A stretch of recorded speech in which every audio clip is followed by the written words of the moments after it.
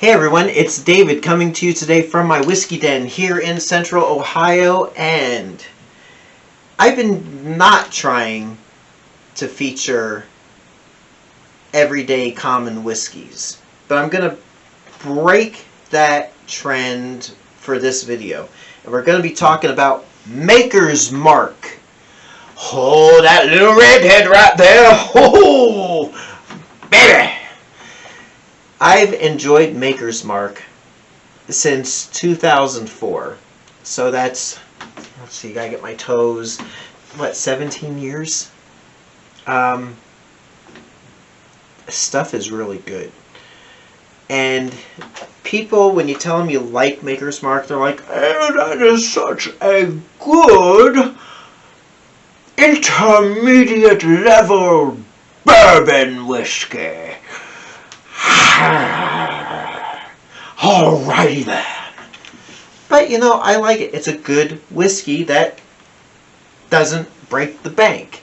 It's something accessible. It's something available. It's something that's rootin' tootin', fresh and fruity good. So we're going to have a little taste of it today. What do you say?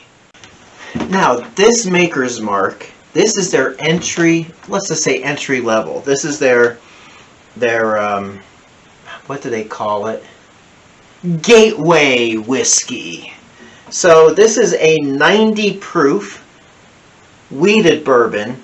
See, I've been enjoying this for years, and until I started making these videos on this channel, all it was just bourbon. But now I realize there's bourbons that have rye in it. There's wheated bourbons like the Maker's Mark and Weller and Rebel Yell. Something else that I learned, well, first off, the mash bill on this, 70% locally grown corn, so nothing that they import from some place like Iowa or Indiana. What do they know about corn, huh? Corn huskers and yeah. So 70% locally grown corn, 16% red winter wheat. Now this past winter, last year, so we have a field around our house, not ours, but they grew winter wheat. It was really interesting. Side point, doesn't really matter to this video. 16% red winter wheat and 14% malted barley. And I'm stressing that because the Samuels family is very specific as to let us know what goes into their bourbon. Unlike Sazerac and Buffalo Trace that want to keep their mash bills a secret from the public, what are you really putting in there, huh? Sazerac! Well, this is not owned by Sazerac.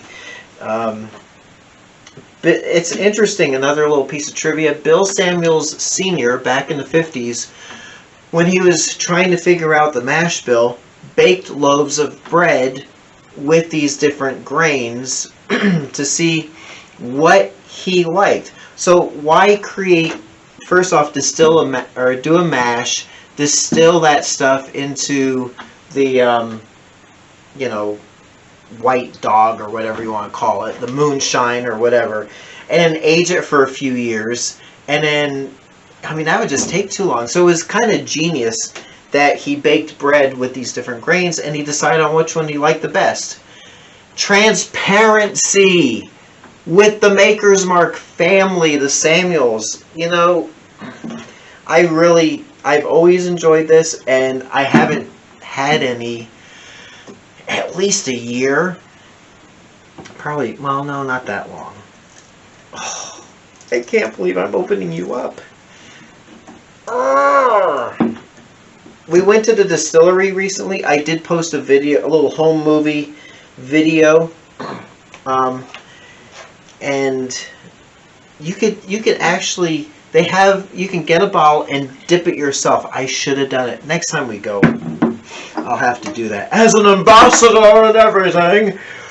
Not that my ambassadorship got me any big discounts. The girl at the register said, it's on merchandise. I said, well, the whiskey is merchandise. She said, no, books and sauces and paraphernalia. That's what my ambassadorship gets me a big 10% discount on. Whew. Anyway, we're gonna try it out.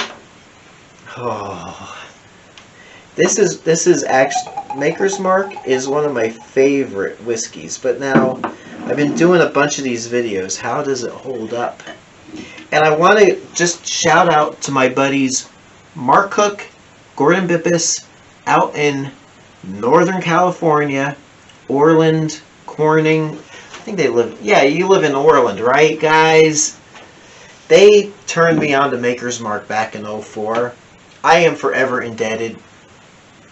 This video, any video I do regarding any Maker's Mark, goes out to you. My last empty bottle did a candle. It's a candle holder now. This goes out to you guys too, alright? Anyway. Nice amber color. Very delightful on the nose. Oh, yes.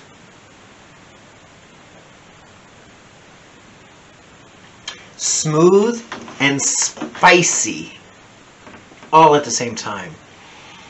It's got depth and a bite to it. You know, it's not just a good intermediate bourbon. It's a good bourbon. I mean, it makes a good mixer. It's great on the rocks.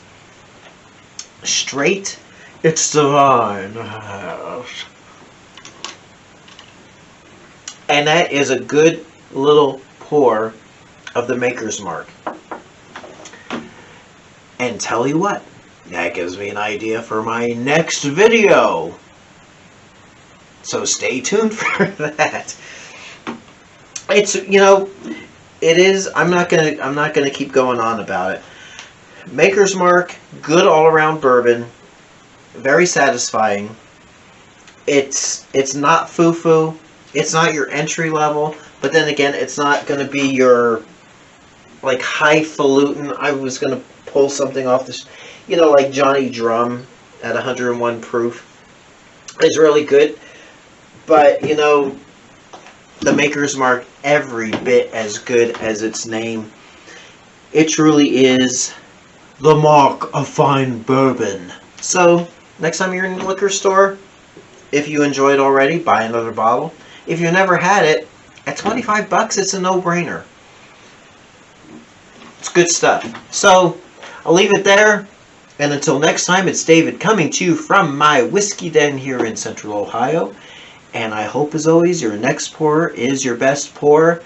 And we'll catch you on the flip side. And Mark and Gordon and the two Debbies, when we finally make it back out there for a visit, I'm expecting you to have a bottle of this ready for me, and we'll crack it open and have a pour together. So we'll see everyone else next time.